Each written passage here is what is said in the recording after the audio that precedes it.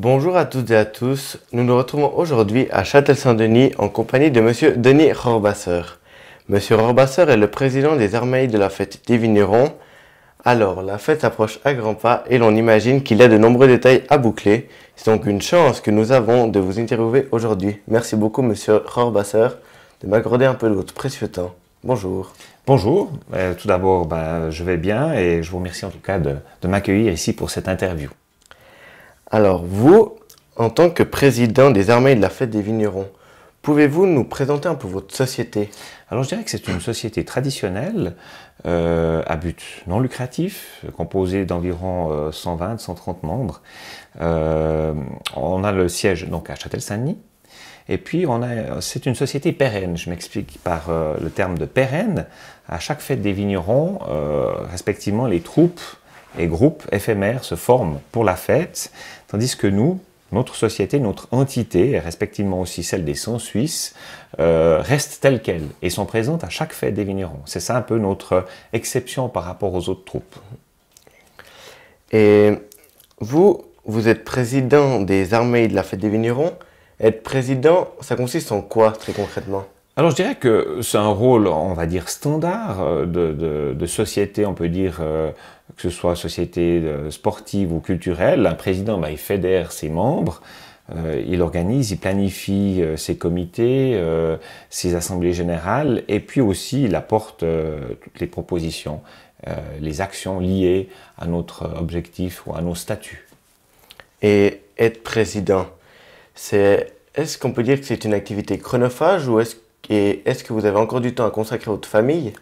Alors, je dirais que dans une période normale, c'est tout à fait gérable, mais cela, c'est clair, monte en puissance lors d'une préparation des fêtes des vignerons, et cela 2 à 3 ans avant l'échéance. Et puis pendant la fête, c'est quasiment du 24 heures sur 24. Par contre, maintenant, j'arrive encore à consacrer du temps à ma famille, ça c'est clair, ça reste quand même un but en soi, mais ça me laisse aussi un petit peu de temps pour exercer d'autres responsabilités. Notamment, je suis conseiller général depuis plus de 15 ans dans la ville de Châtel-Saint-Denis, je suis responsable du marketing à la patrouille des glaciers, avec le grade de lieutenant-colonel. Et puis, j'ai aussi quelques tâches de président dans une société sportive qui organise des courses de ski alpinisme. Puis, hormis tout ceci, ça reste quand même de l'associatif, mais j'essaie aussi quand même d'avoir une activité professionnelle soutenue qui me laisse, on va dire, du temps, mais quand même avec un rythme soutenu. C'est que je travaille à la Direction générale de la mobilité et des routes pour le canton de Vaud. Et j'ai une 50aine de collaborateurs sous mes ordres. Donc c'est vrai que c'est une activité bien chronophage. Et alors, président de la fête, c'est un titre qui en jette pas mal. Mais comment on devient président? Est-ce que si moi, demain, je souhaite devenir président des Armailles de la fête des vignerons, est-ce que ce serait possible? Alors oui, actuellement le poste est pris, voilà. Non, plus concrètement, il faut déjà faire partie de la Société des Armailles de la fête des vignerons. Et puis, il y a quand même des critères qu'il faut respecter, soit en totalité, soit en partie. Notamment, il faut déjà avoir 18 ans, révolu. Ça, c'est déjà le premier. Le deuxième, il faut avoir un membre de sa famille ou un ancêtre qui a déjà participé à une fête des vignerons, soit dans les Armailles ou bien soit dans une autre troupe. On reconnaît aussi à un membre sociétaire sa descendance, fille de ou fils de.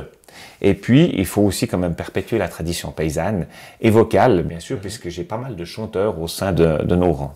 Donc là aussi, c'est plusieurs critères. Certains ont tous les critères, puis d'autres ont en partie. Mais c'est des critères où on est assez à cheval lors de la sélection des membres. Et ce titre de président, est-ce que ça vous autorise à des passe-droits?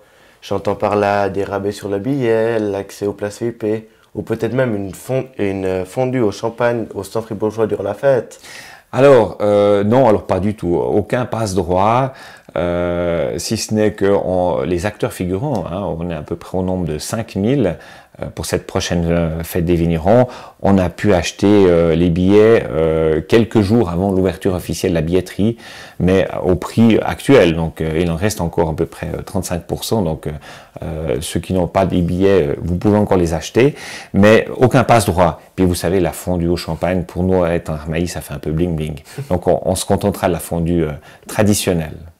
Et plus sérieusement, est-ce que vous êtes fier de ce rôle? Car on peut le dire, c'est pas un rôle à faire à tout le monde. Alors, le rôle de président de la Société des Armaillis, c'est, alors j'étais content qu'on me l'ait proposé, mais je suis encore plus fier du rôle que je vais tenir pendant la prochaine fête, vu que je serai maître Armaillis. Et ça, vraiment, je suis fier d'avoir eu cette opportunité, cette capacité de le faire durant la prochaine fête. Et comment vous avez été nominé en tant que président? C'est une demande de votre part, une demande d'une personne tierce, ou bien ça a fait suite à un vote? Alors, c'est pas du tout suite à une demande de ma part, de loin pas. J'ai été agréablement surpris. C'est l'ancien président et son comité qui sont venus chez moi et m'ont proposé ce poste en 2010, que j'ai accepté avec fierté, avec plaisir. Et puis, j'ai été nommé à l'Assemblée Générale de 2011. Donc, ça fait à peu près 8 ans que j'ai le titre de président de cette société. Et vous, Monsieur Rohrwasser, est-ce que vous êtes vous-même un Armaillis? Car j'imagine que comme vous êtes président des Armaillis, je pense comme que oui.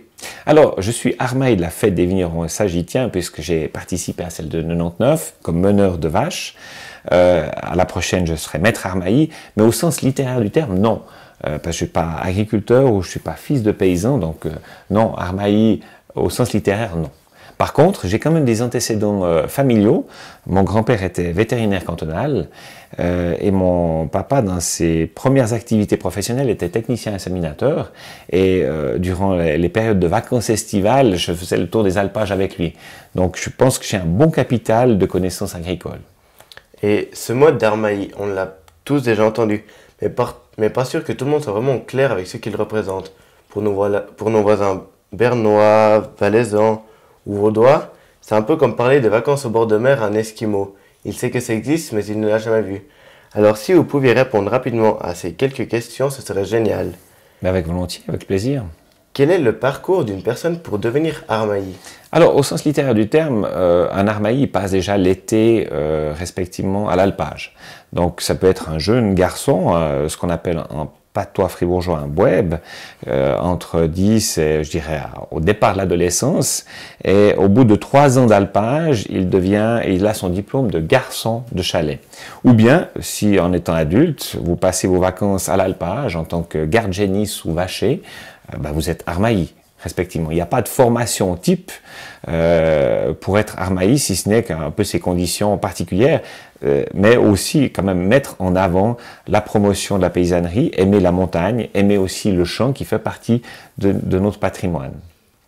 Et quel est le travail d'un Armaillis? Ça consiste en quoi dans la vie de tous les jours? Alors, c'est un travail quand même assez astreignant, multitâche, on va dire, puisque l'Armaillis, il doit gérer son troupeau avec toutes les activités et les tâches liées directement à la gestion du bétail, qui peut être assez nombreux dans un alpage. Il a quand même des servitudes qui est la traite, soit du matin, soit du soir. Il peut aussi fabriquer son fromage sur place, ses tomes, son sérac. Il peut avoir aussi quelques animaux autres que des vaches, éventuellement des chèvres ou autres. Et puis, il doit aussi s'occuper du patrimoine immobilier. Dans un chalet d'alpage, il y a toujours quelques réfections, réparations à faire, et ça, il est obligé de les faire tout au long de l'été. Et puis, il doit aussi s'occuper de son alpage, respectivement l'installation des clôtures, la réparation des clôtures qui cancellent sa parcelle. Il doit aussi s'occuper des boisés, des arbres qui sont éventuellement tombés durant l'hiver sur le pâturage, et puis aussi de tout ce qui est plantes, on va dire, envahissantes et néophytes, qui sont des plantes néfastes pour le bétail, et qui peuvent avoir des conséquences dramatiques pour les vaches. Donc c'est un métier quand même assez astreignant. On pense que l'Armaillis, il est sur son banc devant le chalet avec un temps magnifique, mais ça c'est juste la pointe de l'iceberg. Sinon il a un travail indépendant, assez solitaire quand même, et puis assez autonome. Mais je dirais que la jeune génération qui arrive maintenant, l'Armaillis jeune d'actuel, lui restera quelques séquences, 2 ou 3 jours au chalet, puis il sera, ou bien il partira, ou il descendra à la ville tous les jours, parce qu'il aime aussi cette vie, la vie sédentaire c'est une chose, mais il aime aussi la vie publique, et ça je pense que l'Armaillis qui monte en mai, puis qui redescend en septembre, c'est un peu l'Armaillis, la génération antérieure. Et dans une vidéo antérieure, nous avons interviewé M. Clément Monet. Pour rappel, Monsieur Monet fait partie des 11 chanteurs de la fête des vignerons et il était vêtu d'un magnifique bredon. Est-ce qu'on peut dire que le bredon est un habit sacré et est-ce que vous pouvez nous en dire un peu plus sur son histoire? Alors le bredon, c'est tout d'abord un vêtement de travail du berger ou du vacher qui est apparu dans les années 1800. Vers 1840, on a vu des peintures paysannes et autres avec justement des gens qui étaient habillés avec entre guillemets, ce bleu de travail. Et puis aux alentours des 1900, ce vêtement s'est embourgeoisé et puis pour en devenir un vêtement quasiment de tous les jours. Donc les personnes avaient plusieurs bredons, un bredon pour le travail proprement dit, hein, à la ferme, à l'étable et autres, à l'alpage, et puis aussi le bredon guillemets du dimanche pour aller à la messe, à l'apéro, et puis aussi après le bredon pour aller à toutes les fêtes. Donc c'est vrai qu'on voit qu'il y a eu une évolution, mais le bredon est resté quand même dans un bleu, comme un bleu de travail, avec une étoffe assez solide, respectivement, avec aussi une marque prononcée, avec les Edelweiss brodés. Et puis c'est un emblème fort de la paysannerie, ça c'est clair, oui. Moi, quand on me parle d'Armailly, je pense tout de suite à un monsieur en bredon, un type qui participe à la Poya, des Alpes, avec toutes ces magnifiques vaches. Est-ce qu'on peut dire que c'est une image cliché ou est-ce que c'est la bonne image de l'Armailly? Alors je dirais, non, vous avez tout à fait raison, c'est pas le cliché, c'est tout à fait juste. Au niveau du port du bredon, je dirais que le bredon, il est un peu comme les bricelets, il est un peu de toutes les fêtes. Et c'est vrai que le bredon peut être porté par n'importe qui. Il faut qu'il soit porté avec respect et soin, bien entendu, parce qu'on ne porte pas un costume, on porte aussi les valeurs paysannes. Et ça, c'est important. Et est-ce que si moi, demain, je souhaite devenir Armailly par pur plaisir, ou pour peut-être même draguer Mélanie Hoche, est-ce que ce serait possible ou il faut remplir certains critères? Alors, ça peut être un défi hein, de draguer Mélanie Hoche, non, alors chacun peut devenir Armailly. Comme je vous dis, à chaque fête, on le voit de plus en plus au niveau de la Bénichon, au niveau de la Poya, des Alpes et autres fêtes folkloriques, des gens qui aiment justement cet aspect et mettre en avant et signifier aussi qu'il appartient à une certaine paysannerie, peut aller louer son costume, hein, son bredon, ou bien en faire un, mais chacun peut être aussi Armailly du cœur, comme je l'appelle. Et tout récemment, on est allé visiter le musée de la confrérie des vignerons en compagnie de Madame Caruso. Donc Madame Caruso est membre de la confrérie des vignerons et elle nous a expliqué que l'équipe de la confrérie n'était pas entièrement composée de vignerons. Et je me demandais si les 11 ténors de la fête étaient entièrement composés d'Armailly. Alors non, pas du tout. Alors au sens littéraire du terme, je crois qu'il y a 3 ou 4 chanteurs qui sont agriculteurs ou fils d'agriculteurs et qui sont eux-mêmes donc dans la paysannerie. Et puis on a un électricien, on a un ingénieur, un enseignant, on a encore un responsable de voirie. Donc c'est un joyeux mélange. Et pour avoir eu la chance d'assister aux 2 castings de sélection pour les chanteurs, j'ai trouvé que ce mélange terrien et autres, d'autres professions est très enrichissant. Et je pense que pour avoir été une fois à une de leurs répétitions des 11 ténors, j'ai trouvé la bonne chimie qui passait. C'est comme un mariage, il ne faut pas trop des jeunes, il ne faut pas trop des anciens, il faut un bon mélange. Et c'est réussi. Puis je pense que là, en tout cas, l'ambiance était bonne. Et vous, Monsieur Robasseur, vous êtes président des 11 ténors ou vous êtes plutôt président des Armailly de la fête? Alors, je suis président de la Société des Armailly de la fête des vignerons. Dans les 11 ténors, il y en a déjà 3 qui font partie de la société, qui ont réussi le casting. Et puis, j'ai fait officiellement, je leur ai donné l'invitation à nous rejoindre parce que je trouvais que ils remplissaient déjà une partie des requis pour être membres chez nous, de la société. Et puis je trouvais qu'on allait passer un mois ensemble. Et moi, en tout cas, le but avec mon comité, c'était de les avoir à la prochaine Assemblée Générale qui se déroulera en avril de cette année. Donc pour l'instant, j'ai reçu que des réponses positives. J'ai encore pas tout le monde, enfin encore pas toutes les personnes qui ont dit oui, mais je pense que d'ici avril, le 15 avril, j'aurai tout le monde. Et ça, ce sera une toute grande satisfaction pour moi. Et c'est vous qui participez à la sélection des Armailly ou c'est une équipe autre? Non, alors pour les Armailly de la fête des vignerons, c'est moi et mon comité qui ont qui ont eu la tâche de répartir les rôles pour arriver à 67 armaillis qui formeront donc cette entité durant la fête. Est-ce une évidence pour vous que des armaillis viennent chanter le Rang des Vaches à la fête des vignerons? Une fête qui se trouve dans un canton autre que celui de Fribourg? Alors oui, c'est une évidence puisque cette année on va fêter 200 ans de présence d'un armaillis sur la place du marché pendant la fête des vignerons. Alors pour moi, c'est vrai que c'est une évidence, 1819-2019. Et puis cette commémoration-là, on va aussi la célébrer au Jardin d'Auray le 3 août où ce sera la journée de la Veuvez et des armaillis de la fête des vignerons. Et est-ce qu'il a fallu se battre pour imposer le Rang des Vaches? Ou ça a été une évidence? Alors, je ne peux pas vous dire exactement les tenants et les aboutissants. Pourquoi on a eu un armaillis en 1819? Mais on suppose très fortement que c'est aussi suite aux échanges commerciaux qu'on a eu la Veuvez de Fribourg, donc la Veuvez fribourgeoise, et les habitants de Vevey. Notamment aussi par les aspects d'échanges commerciaux. On descendait avec nos fromages, on mettait ça sur des barges, on allait livrer ça sur Genève ou en France voisine, ça c'était la première chose. Les vignerons avaient besoin d'échalates de vignes, et à cette époque c'était en bois, et on trouvait le bois dans nos alpages, puisque je vous rappelle que la commune de Châtel-Saint-Denis est une des plus grandes communes forestières du canton. Les armaillis, ils finissaient leur estivage, et après la désalpe, pour moi, à partir de mi-septembre, ils s'engageaient comme brantards aux vendanges. Brantard, je pense que vous savez ce que c'est, mais je le rappelle, c'est une personne qui porte avec un cacolet les caissettes de vigne et de raisins fraîchement cueillis depuis le pied de vigne jusqu'à une grande citerne où ils mettent ça, puis après la citerne part au pressoir. Et vu que l'armaillis était un solide gaillard, ils allaient faire cette prestation et en partie ils étaient payés en vin, puis l'autre partie, ils assuraient un apport financier le bienvenu pour toute la famille.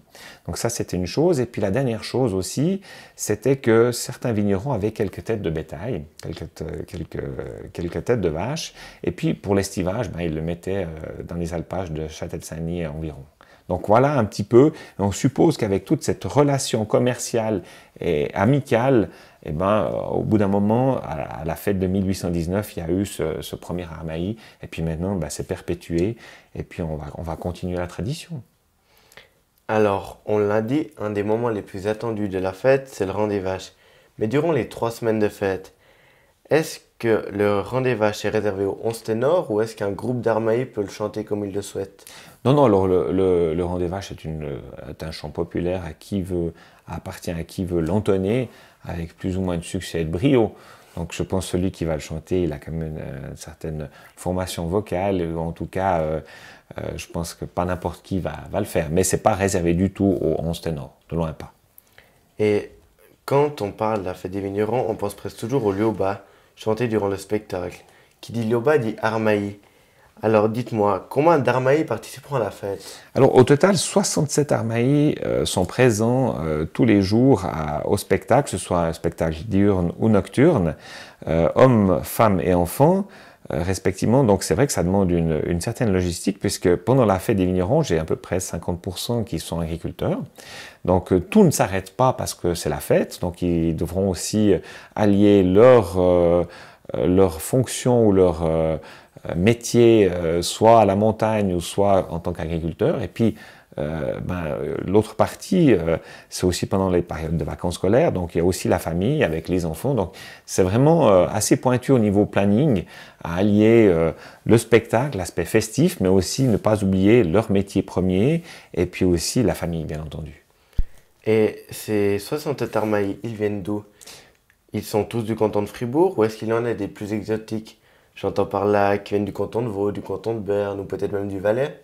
Alors quelques exotiques, il y en a, quelques Vaudois, mais ils sont pas, on peut les compter sur les doigts d'une main presque. Non, la majorité sont veuvaisans, ça c'est clair, et puis il y a quelques gruyériens et glanois. Voilà. Et dans le stand fribourgeois se trouvera un kiosque à musique où passeront plusieurs chanteurs. Il y en aura pour tous les goûts, à ce qu'on m'a dit. Mais est-ce qu'il y aura des armaillis qui iront chanter? Alors, on a voulu ce kiosque à musique au Jardin Doré, donc cette enclave fribourgeoise en pays vaudois, comme je l'appelle, pendant les 1 mois de fête. On a voulu animer et égayer les gens qui étaient plutôt dans l'aspect festif au niveau des produits du terroir. C'est là où on se trouvera l'aspect, on va dire, gastronomique, où les gens pourront partager un verre, un apéro, et puis manger quelque chose. Et puis, on voulait donner aussi l'occasion d'animer ce coin. Et puis on a contacté quand même toutes les formations vocales et instrumentales du canton de Fribourg et 45 ont répondu présent à notre demande et sont d'ailleurs programmés maintenant chaque jour. Il y a à peu près entre 3 et 4, que ce soit des quatuors, fanfares, chorales et autres, assez hétéroclites, mais qui représentent quand même le Fribourg chantant et on s'en réjouit. Et à part cela, ils vont faire d'autres activités. Enfin, quel sera le rôle dans la fête? Alors, le rôle de l'Armaï, déjà, hein, dans l'entité qu'on a, il y a 40 meneurs de vaches, hein, que ce soit des rouges, des noirs et peut-être quelques exotiques, on ne sait pas, le casting n'est encore pas fait. Il y a des corps des Alpes, 3 personnes, 2 porteurs de drapeaux, un porteur d'oiseaux, donc avec le fromage qu'il va tenir sur ses épaules. Il y aura bien entendu des dames qui seront présentes, 2 attelages avec le train du chalet et le train des fromages, et puis bien entendu les chefs de troupeau et le maître Armaï. Donc on aura toute la palette des fonctions que représente l'Armaï. Et mon petit doigt m'a dit que votre fils et votre femme allaient aussi participer à la fête des vignerons et au spectacle. Je trouve ça génial de participer à un tel événement famille. Alors oui, c'est un bonheur d'être accompagné par ma femme et mes 2 garçons hein, qui ont 10 et 13 ans. Je pense que ce sera un souvenir mémorable et inoubliable dans leur vie, puisque c'est tous les 20 à 25 ans. Et puis c'est aussi assez rare d'avoir la même famille, d'être ensemble, la famille, dans la même troupe. Et ça, je dois dire que pour moi, c'est vraiment une chance et je pense que mes enfants et ma femme s'en souviendront longtemps. Voilà, alors nous voilà déjà arrivés au terme de cette interview. Merci beaucoup, Monsieur Robasser, encore. Merci à vous. Accordé un peu de votre précieux temps. Et bien sûr, on se retrouve tous cet été à la fête des vignerons. À bientôt. Ciao.